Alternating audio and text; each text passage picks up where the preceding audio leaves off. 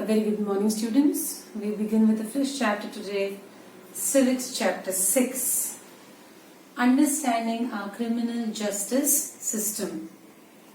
Most of us in movies we have seen certain scenes where some crime happens and the police comes. Even in serials we have seen, and then they arrest the people and they put them in the jail.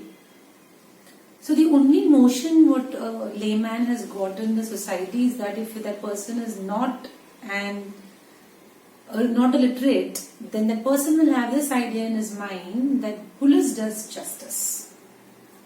A very wrong idea. For justice to take place, there is an entire process to be followed. This chapter will tell us what is that entire process to be followed to do justice to the people who have suffered injustice. Police is no hero who would come and arrest and then say, yes, and now you see I'm going to punish you for so many years, I'm going to put you in the jail. What is that process is the question. Now in our textbook, a very beautiful illustration has been given.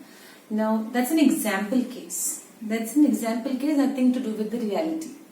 So with the help of that particular example, we can know how the particular procedure, criminal justice procedure works. In the last chapter, I taught you what's a criminal case. And you have cited examples also of criminal cases. If you hamper somebody's fundamental right, if you affect somebody's fundamental rights, then it's a criminal case. And it cited examples also: dowry, theft, robberies and all, murders, abductions, all these are criminal cases. Now let's see in this example how the proceedings go further, and then what is the actual procedure of the criminal justice system. Fine, let's begin. Now there's one lady who's getting ready for a wedding.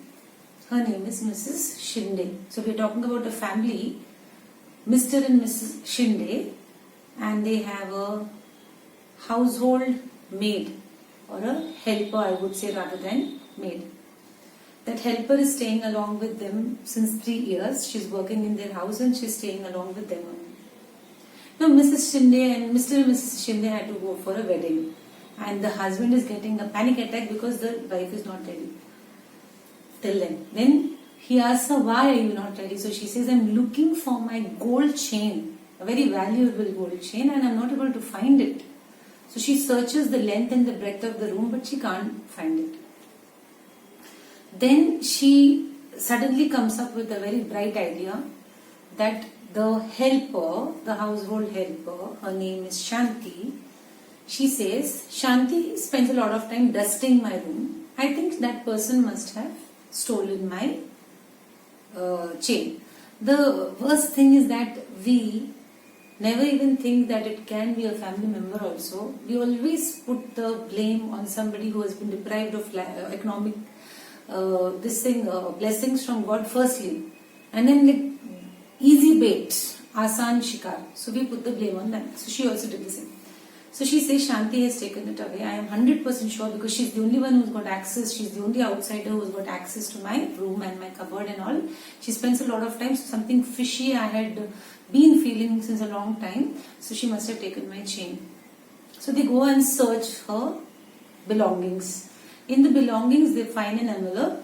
In that envelope they discover 10,000 rupees. Now 10,000 rupees for a household maid who has been working for 1,000 per month salary, for her to have such a big amount, it was quite a good, shocking event for them. So now they are 100% convinced that Shanti has taken and she must have sold it off and brought that money. But Shanti is going on pleading and crying, I haven't stolen, this is my saving, this is my and my brothers and mine saving, which we have saved to buy a bull so that we can go back in the village and start agriculture.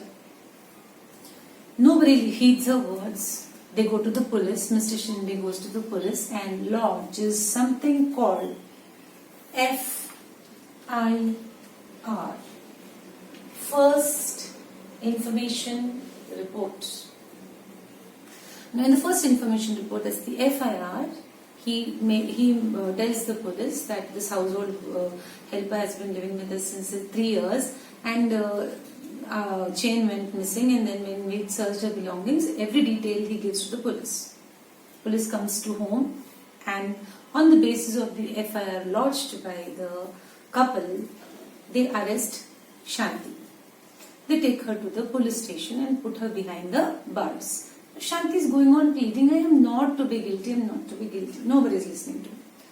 So meanwhile, Sushil comes to know, that is her brother, comes to know about all the events, and he rushes to the police station and he tells the inspector over there that my sister is not guilty. We have been saving this money to buy a bull.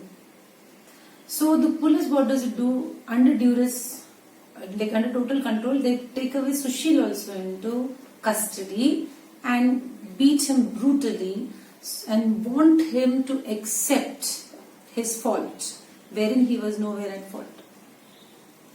Sushil, being on the right side, he did not accept his fault. Even if he were to be thrashed, that didn't matter to him much.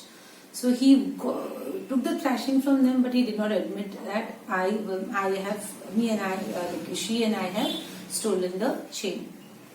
So after 2 days, the police is forced now, because he's not accepting anything, they leave him. And then they say, if you want your sister to be coming out of the jail, go get a bail. Okay, a bail is given by a district magistrate.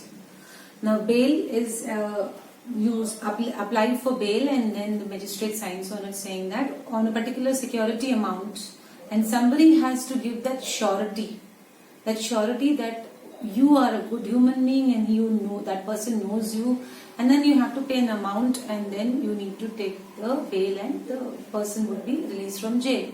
But somehow nobody is ready to give that surety. Bail is okay, bail they could procure, but surety nobody was giving, even for 20,000 of amount. So she continues to be in jail. Now the police cannot keep her in the jail. I am telling the jail which is in the police headquarters, police station. I am not talking about the prison.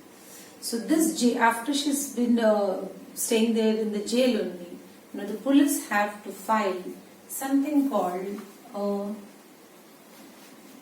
charge sheet. Okay? Now this is like gradually I will go further with the case. Charge sheet. The police files a charge sheet against Shanti. Now what will it write in the charge sheet? What had happened, that she had stolen, and then these are the witnesses that those who testified that this person had stolen and this particular amount was found, and they take that amount also and seal it, that envelope, they seal it, and as a evidence, as an evidence against Shanti. So this charge sheet is filed in the court. Now court, you have 3 people. You have a public prosecutor, you have a defense lawyer, and you have a judge. अब public prosecutor कौन है? अगर चोरी हुई है, okay, if a theft has taken place, so it is actually the breaking of law. You cannot go and steal somebody else's hard-earned money. Law break हुआ है, that means you have acted against the state. So Mr. and Mrs. Shinde का lawyer would be called a public prosecutor. क्यों public prosecutor? Because he is actually representing the state, because the other person has broken the law and defied the state's law. That's why the case in the previous one also, you remember that dowry case which we had discussed, Sudhavan. So the name was State versus Sudha. So State versus those 2 people, Lakshman and all, I think that person's name was. So this case would be called State versus Shanti. Now public prosecutor would be the person who will represent those people, बच्चा की जिसने FIR lodge की थी. Fine. Now, Shanti is very, very poor. Doesn't have money to hire a lawyer for herself to fight the case. But she wants justice. She knows that she's not wrong. She knows that she is correct and she's not wrong. Up she doesn't have money to hire a lawyer. Lawyers are costly, a bit of costly affair. She doesn't even know whether the 10,000 which she had saved was, like, they would give it back or not. Now what happens is, Article 22 of your constitution says that you have the right to justice. And Article 39A says the state should provide a lawyer to the people who are very poor. If they cannot fight their own cases, don't have that much of money to hire a lawyer, the state should provide. So the state provides to Shanti, the judge provides to Shanti a defense lawyer. Okay? Now the public prosecutor is the person who is representing Mr. and Mrs. Shinde, and defense lawyer is the person, a lady is hired, and she represents Shanti's case. Now, what starts is a trial in the court. Trial means people will come, the defense lawyer will come, the public prosecutor will come, public prosecutor will present his case, his opinion about the case, the defense lawyer will come to the bench, and then in front of the judge, the defense lawyer will present her case in accordance to her. She will plead not guilty, he will plead guilty. ठीक है, ऐसे होता है पहले आके case present करते सामने. Then उसके बाद both of them produce witnesses. Now first one, the public prosecutor comes and produces witnesses like Mr. and Mrs. Shinde, like what had happened and all. They take their witnesses and the witnesses are noted down in the court. The defense lawyer can ask questions to the witnesses. So the defense lawyer comes and she asks them, did you see her stealing? So they say, no, we haven't seen her stealing, but we know that she's stolen because she's the only one who's got access over there. So she continuously keeps asking questions to defend her client that she is not guilty. Till then what happens is, in the case, the police catches, the inspector catches a gang of thieves which was active that time when the theft had taken place in their area where Mr. and Mrs. Shinde lived. And those gang of thieves, that gang of thieves were actually, the members of that gang were actually friends with their son. Whose son? Mr. and Mrs. Shinde's son. So son might have taken, and they recover the chain also. The defense lawyer asks the question to the witnesses asking, did you recover the chain back? Did she tell you where did she sell it? They have no answer to it.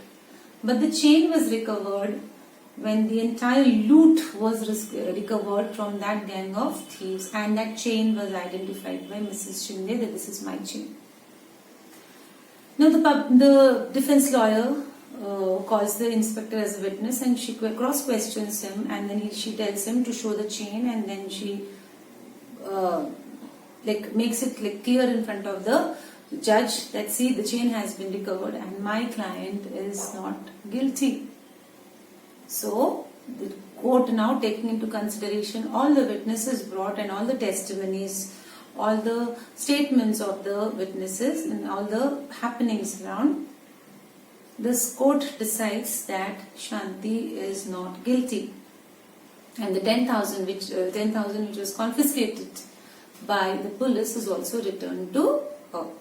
So this entire scenario, we have to go step by step now.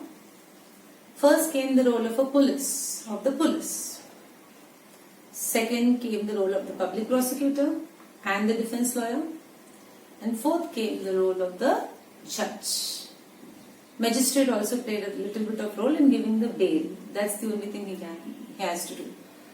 So this is actually the proceeding: FIR, arrest, investigation, arrest, charge sheet, filing of charge sheet, then trial, a fair trial in the court, arguments by the public prosecutor and the defense lawyer, judgment, and then whether or not guilty, and then to be given the punishment or not to be given the punishment. This is the entire procedure of the criminal justice system. Now, bit by bit, we'll go into the depth of each and every aspect of the criminal justice system. Till now, we discussed the entire procedure of the criminal justice system. Now, let's quickly recapitulate what is the role play of the police. Like I have almost said the maximum part of it, but let's recapitulation is required. Firstly, when a crime takes place, the police needs to investigate the matter. Investigation is compulsory. Now, after you investigate the matter, you have to record statements of the witnesses. If there are people around who have seen certain things happening, they have to go and inquire around what had happened. They have to record their statements and take their signatures to in future, if their witnesses are to be produced, they can be produced. They have to collect evidence from the crime site. If there are things which are lying down, the fingerprints, all that evidence is what is missing, how much of money was involved, all this needs to be that evidence to be collected, and without even they need to wear gloves and all. If you've seen a crime site, they don't pick up with bare hands. We either use a handkerchief or we use gloves so that the fingerprints don't go missing. That's collecting evidence and all. Then after you take the testimonies, after you take the witnesses and all evidences into consideration, then you form an opinion as to what and who could be wrong, what could be the reason of the crime and who could be the criminal, to form an opinion. After you form an opinion, you have some suspect, okay? That suspect you have to arrest the suspect and charge file a charge sheet against that person. As I said, charge sheet already written over there, like this particular evidence acting up. These are the events which took place, and these are the evidences, and these are the witnesses. All in a charge sheet you need to file in the court. Now, after filing the charge sheet, full stop over the work of the police. After that, the court takes over. Okay, this is the procedure of right from the beginning till the end what the police has to follow. But the police has to work in constraint. They cannot work as if I will not abide by the law and I'll do whatever I want. They can't do that. Now they have to abide by the law, by the constitution, and they have to take care of human rights also before they do anything. Okay, before they do anything. Now Supreme Court has given guidelines under which they have to work for sure. The guidelines are clearly indicating towards the time of arrest. Like a woman cannot be arrested after 7 p.m. Like at night, a woman cannot be arrested. And if you have to arrest a woman, you need a lady police officer only. A male police officer cannot arrest a lady. There are many guidelines given by the Supreme Court on this particular issue. Detention. How many days can you keep the suspect for? If you don't find any evidence to him and he doesn't even accept his crime, you have to leave him. You cannot keep him for ages and keep hitting him. Interrogation also till a certain extent only you can torture, but you can't. Third degree torture, it's called, hitting and all. You cannot go beyond a limit. You can't go. That's Supreme Court's guidelines. Then they can't torture the people if sometimes it happens, like you had seen the case of Kerala, Karnataka, I think so, either of the two. So those two people during the lockdown, they were taken and they were beaten so brutally that they died. During the lockdown, they were found selling something and the police beat them so badly that they died. So torture is not allowed. Okay, you can interrogate but you can't torture. You can't shoot a person while investigating the case. Fine. So these are the things which the police needs to take care of. And then Article 22 of the Constitution provides every particular arrested person the following fundamental rights. I am reading out to you because it's the constitutional language. It needs to be stated as it is. The right to be informed at the time of arrest of the offence for which the person is being arrested. The person who is being arrested needs to be informed why he is being arrested. You cannot just pick up and say, "Chalo, jail chalte hain." Can't do this. You have to tell the reasoning of you being arrested. The right to be presented before a magistrate within 24 hours of the arrest. within 24 hours of the arrest, you have to produce that person in front of the magistrate saying that he has been we have arrested this person because of this particular reason. If you don't do so, you are doing something illegal. The right not to be ill-treated or tortured during the arrest or in custody, as I've already said.